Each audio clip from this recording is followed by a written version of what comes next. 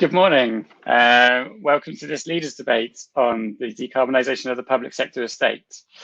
As I said, if you were at the presentation just now, this is a really important piece in the jigsaw towards net zero, both in terms of the amount of emissions coming from the public sector, but also in the symbolism of the public sector leading by example where others might follow, be that on estates or procurement or on working practices. I'm delighted that for this session we have two excellent speakers who I'm sure are going to give us some great insights from their work. That's Paul Smyth, Director of Programmes and Technical Services at Salix Finance, and Christine St John Cox, Head of Modern Energy Partners at Energy Systems Catapult. The way we're planning to run the session is that Paul and then Christine are each going to spend a few minutes just setting out some high-level points before we move into a more kind of interactive section where they will respond to your questions. So please do get your questions in via the box on your screen, and we'll do our best to, or I'll do my best to cover as many of them as possible in the time that we have available. So without further ado, Paul, over to you. Okay. First of all, thank you very much for allowing me to speak this morning along with Christine. The areas I'd like to introduce is just to say a little bit about the decarbonisation of the public sector and the work we've been doing for the last 15 years, the move of the emphasis that's now being placed on heat decarbonisation, and how with that you need to link from what our perspective is a whole building approach. So when I joined Salix some 14 years ago, we had 19 clients just starting to look at how to invest to save and save carbon. And we had another 8 pilot clients on the university front and the hospitals front. Since then, with the government funding, we can really see how the public sector has been leading the way in helping the UK to decarbonise. And we have now worked with over 3,000 different clients within the public sector, be it local authorities, universities, hospitals, and central government, colleges, leisure centres. So we have a whole array of public sector that we've been working with. The agenda of heat is really the focus that's now starting to come back into the arena of how do we tackle the difficult to do heat.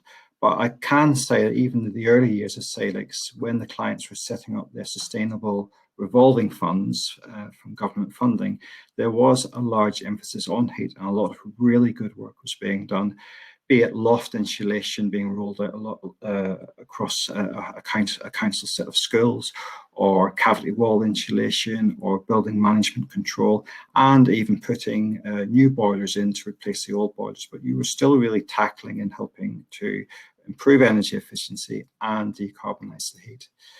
Then there was a little move away from that heat agenda because a lot of the low-hanging fruit measures had been done, the quick paybacks within the 5 to 10 year boundaries, and there was a big shift in interest in appetite for lighting. LED was really becoming mainstream, and there was fantastic energy efficiency saves and really good carbon savings to be achieved by lighting controls, and also a move into the plug-in loads. So we've seen universities do some fantastic projects with data centers, some award-winning projects with data centers, plug-in loads for their labs, and general reducing of energy consumption. However, in line with what we're seeing with the recent reports on the Committee on Climate Change, the big area to tackle is the heat. How do we do with the heat? And we had in recent years been running a small number of pilots, but there is pressure on the paybacks because not all heating measures are financially viable. So we're pleased that around September last year, Salix were asked to work with BEIS and deliver a 1 billion scheme, and that moved from a loan scheme to a grant scheme, and that allowed clients to build the case and start to look at a lot of the harder to do heat measures, be it the insulations, the glazing, and also put in low carbon heat. So that program is coming to its end of allocation, and we're looking forward to working with the clients and deliver that 1 billion as we move through into next financial year into September. In terms of coming back to the heat is a big challenge. We know from stats, 5% of heat in the UK is low carbon, 80% is natural gas, and 7% is heat networks. And these sort of numbers, they are changing, and heat networks is coming from a low base and really improving. And to do the heat, the final bit of it, it needs to be a whole building approach, because we see if you've got a building and you simply want to take out your boiler and put in a heat pump, as an example, then you're going to end up with excessive heat loss, perhaps, and higher energy bills. So we are trying to work with the client base to do a bundled or a combined approach, where by putting in better insulation, better air tightness, better controls, you can go back and put in a smaller low carbon heating solution or connected district heat networks in the area and have a much lower energy bill in comparison if you had done no additional measures at all. Of course, it's also important to try to reduce your energy bills in line with how you're trying to decarbonize your estate. So there's always room to continue to make sure you've got super energy efficient lighting, well managed, well controlled building and operations. So that's my quick introduction, and I'm really looking forward to answering lots of questions after Christine's introduction. Thank you. Thanks very much, Paul. Christine, over to you. I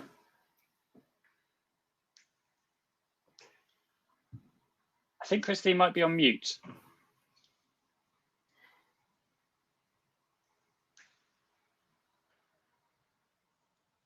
The joys of virtual conferencing. No, I think we still might be having some sound issues. I don't know if anyone in the behind the scenes team can help at all.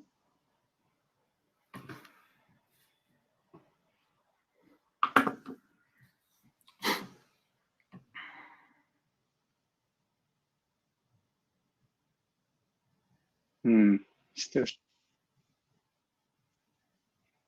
Okay, so Christine's going to leave us and rejoin, which hopefully will clear the issues that we're having with the sound. A few technical problems this morning. So we'll just await Christine's return.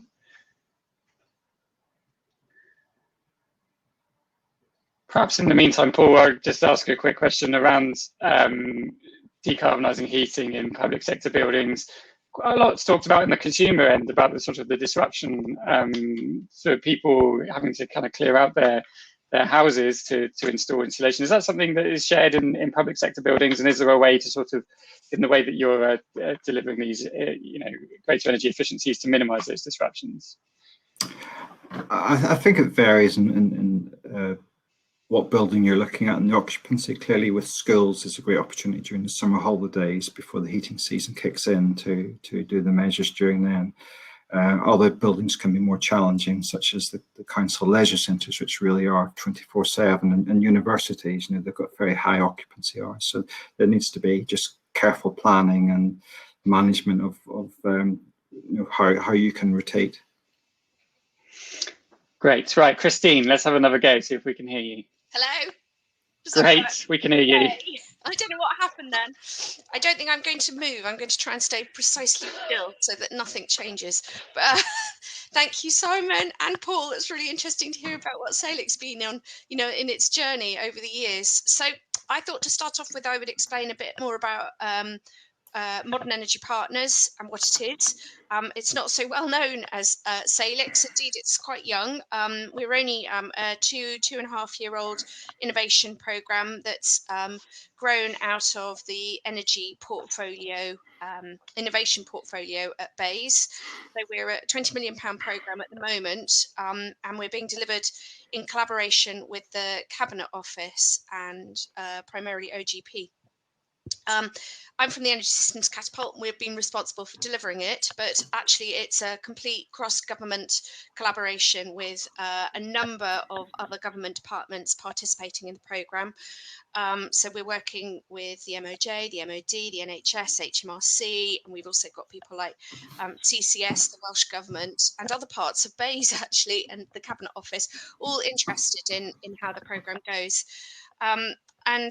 So to start off with, that's sort of my experience of the public sector. So when you hear me talking about what we're finding, don't expect it to reflect what's going on in local authorities. And it's very much about what we've observed over the last 2 years. But our target has been to develop a sort of systematic, consistent way that public sector sites can identify how they're going to decarbonise, taking into account the integrated whole building system that Paul was mentioning, and actually taking a little bit further than that and realising that there's interactions between each of these different measures and actually the way that decarbonisation is going to happen in the whole system of the local region, the place, and perhaps even on a national level against, you know, the constraints that local networks may well feel with additional burden being put onto them from heat pumps and also, of course, electric vehicles as we transition in the transport sector. So what we've been looking at a campus style level is to think about how you deal with exactly the same stuff that Paul mentioned, building fabric.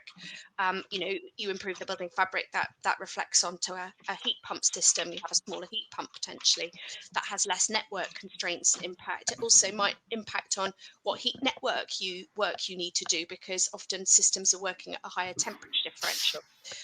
We've been looking at electric vehicles and making sure that the estimate of the amount of demand that goes with that is reasonable.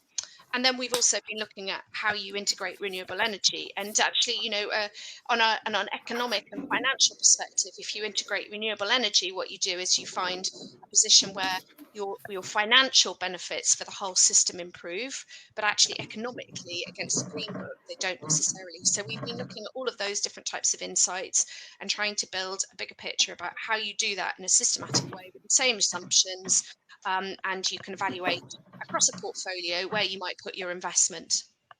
And it's been fantastically interesting. We've been working with a cohort of about 42 different campus style sites. So a mixture of military sites, hospitals and prisons. We've taken some through to implementation, so we've actually started to install stuff, and actually we've just received some funding from Salix through the PS scheme to do one of our sites, which is fantastic. But we've also realised that you can't do this without having better data. So we've been working with CCS to test out the HELG framework and get a rapid deployment submetering process in place, and I can tell you that that is quite challenging in a lockdown. And so we've got lots of learnings from that. And what we'll also get is a repository of data, benchmark data, not only the sort of annual data that we've had in the past, but much better half-hourly data, which will allow us all to know and understand what's going on. We've also put together lots of concept designs, and we started to get real life prices and understand what the cost ranges need to be for installations, so that better value can be sought through the public sector when implementing this type of thing. And all of this information, as well as the approach and the methodology, we're hoping will be available to people to be able to use. But it's not quite as simple as that. You know, that's been a fantastic journey, but the real thing has been learning about what the systematic challenges are for decarbonisation, about the timeline, the funding issues, asking the questions of how is it actually going to get delivered? How are you going to get best value? And being able to think about what skills and resources will be required in the public sector, but also in the supply chain to be able to deliver something which is a bit more scalable than what we've been up to. So I'll stop there. You can see that the flavour and the wealth of the insights that we've managed to gather. Of course, it's through observation, and it's for a smaller part of the public sector, but still very interesting. Great, thank you both. Thanks for setting out some high-level points there to get us going. We've got a few minutes to get into to questions now. We have had one question around sharing best practice, aimed, I think, particularly at Paul. It was while Christine was having some technical issues, but I guess the question for both of you really around going about sharing best practice. I mean, you touched on it there, Christine, about making this information available and getting it out there. I guess thoughts from you both on kind of the best ways of kind of collecting information on good practice and sharing it more widely. Perhaps Paul, we'll start with you on that one. Thank you. Well, pre-COVID, you know, what Salix has done for a large number of years is to try and share knowledge, as well as having online platform on our website. We always tried to have regional meetings, and the regional meetings were not really about Salix. It's about a lot of the great work that the clients were doing, and the synergy between the different clients where they were getting good experiences, what was working well, lessons learned, lots of positives. So we used to do regional meetings all across the UK, and also excellent case studies where the clients are really sort of telling the story. So I think if it comes from the clients, and it's the best way of really selling the right things to do. Christine, anything to add to that? So I'm going to look at it the other way around. So best practice, you know, understanding how to deal with things is fantastic. I'm old and been working in the industry for many years. What is quite apparent is there's a lot of inconsistency in the way that information is put together, the underlying assumptions, the data. You know, some people will use one lot of emissions factors, some people will use another lot. And so it's very difficult to compare and make sure that information that's coming out of it, any kind of assessment, is consistent. And of course, you know, every building is bespoke, and so there are assumptions that need to be made. And so what we've been looking at is how do you do that? How do you keep the bespokeness, but also make sure that there's some kind of rule book or rule set that allows consistent comparability of a price or an assumption. And you know, we've seen massive variations in prices. We know that it costs more for some customers to do certain things. We also know that depending on what type of contract you go for, there will be a price to pay. And it's also about the way that you set out what you want. So I think best practice is a difficult thing. You need to understand what you're asking for and be able to push for it, as well as actually having those sort of rudimentary established industry benchmarks. And there are some, but dare I say it, some of them are quite old. You know, ETSU, you know, nearly 20 years ago, 30 years ago, set out quite a lot of benchmarks, and a lot of them are still used now. And we just need to think forwards about, you know, given we've got better data and information, how we can improve them. Great, thank you. Moving on to the next question, which is around the grant scheme. So the questioner asks whether there are plans to extend the grant scheme, so the Public Sector Decarbonisation Fund.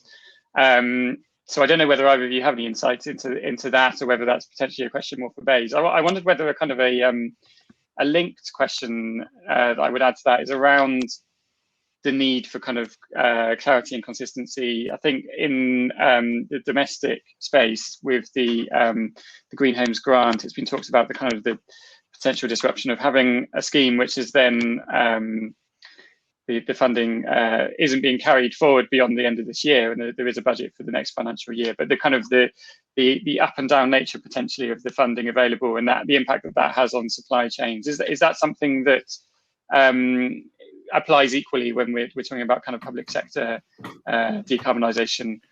I can say a few things. In terms of the billion, you know, the opportunity and the need is absolutely massive with the public sector's building estate. So I think everyone understood that the 1 billion was never going to deliver all the requirements. This came along. There's a lot of important reasons that the 1 billion was launched, and part of it was to support jobs, economic recovery, and show what great skills that the green economy does bring to the UK. And the demand that we have had has been, you know, that we've been doubly oversubscribed with clients' ambition and wishes to participate in the funding. So of course there are going to be a lot of clients that for various reasons have not been able to benefit this time. In terms of new funding rounds, yes, you're correct. That would be for Bays to basically sort of like set the scene. That's clearly coming back to policy issues. But we're very excited and looking forward, because the hard work is really only starting now with the clients. You know, whilst there's been a lot of project activity and completions, you know, we're looking for clients to be working through to September now to complete some of these major projects. So some of the big hospital projects will take that time to deliver. Great. So it's good to hear demand's high, but potentially a question of where that demand might go. Christine, any kind of further thoughts on that question? Yeah, so all I would say is,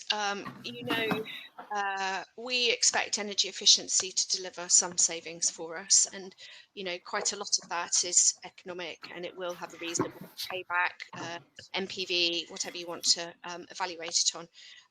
But as we go further towards decarbonisation, there is a cost to it, and we know that it won't have the payback.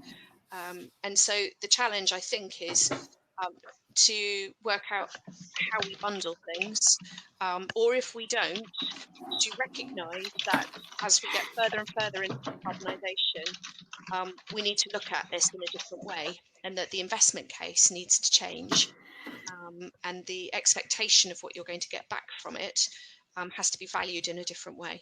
And that's sort of a step away from what you were asking, but I think it's quite important to realise that in the future we need to value things in a different way. Great. Moving on to the next question around decarbonisation of heat, which Paul, you mentioned as being a really kind of important area. And the question asks, what will it look like? So will schools have ground source heat pumps powered from playing fields? Will air source heat pumps become common? I guess there's a question as well beyond heat pumps about the role of hydrogen. Across net zero more broadly, this seems to be the big kind of unanswered topic of which direction technologically we will go in. So any thoughts there? And I guess also, given there is that uncertainty, is that a kind of a problem at this point in terms of rolling out decarbonisation of heating? Christine, maybe we'll come to you first on that one, yep. if that's okay. Yeah, so what we've been looking at is up to the trajectory of 2032, which is the 5th carbon budget, and trying to achieve a 50% reduction, where we've been able to do for more than that. And of course, quite a lot of that comes from the heat in the whole system that both of us have mentioned. And to do that, the most economic and financially sensible way to do it would be to replace equipment as it comes to the end of its life. So you're thinking about what you've got to do and when. Often we end up with 3 or 4 different heat solutions, biomass being one, but we know that there may be supply chain issues with that, so that might not be the right solution. Heat pumps, or connecting to a low carbon heat network, or maybe hydrogen. A low carbon heat network may have a timeline to it, and so might hydrogen. And so actually part of the question that we've been trying to tackle is the choices that you have with the timeline of when you implement things, as well as what the right solution looks like. And I guess, in the future, we will see a blend of different solutions. I don't think there'll be one thing that will be rolled out everywhere. It is about understanding what the local area offers, what the local network constraints will be as well, and then thinking forward about what and when it will be the right time to do that investment. Thanks, Christine. Paul, anything to add on that one and the what decarbonising heat will look like? I think Christine, a lot of her points she's made are absolutely spot on. We're even working with some clients, even in this round, removing the coal out of the heating solution, which is a great step forward. In terms of the bigger picture, we are seeing some positives with hydrogen in terms of the costs coming down to produce a low carbon solution. But for us, that's still several years away, and the salic cycle of working with clients to develop projects and then deliver projects are, say, typically within the year or a little over the year. So hydrogen's slightly out of our reach at the minute. I think the important thing is to make buildings ready, improve the fabric, improve the air tightness, improve the controls. So if you can connect to district heating, which is going to be low carbon heating, if not now, very soon, then when you've got this low carbon heating, use it sparingly.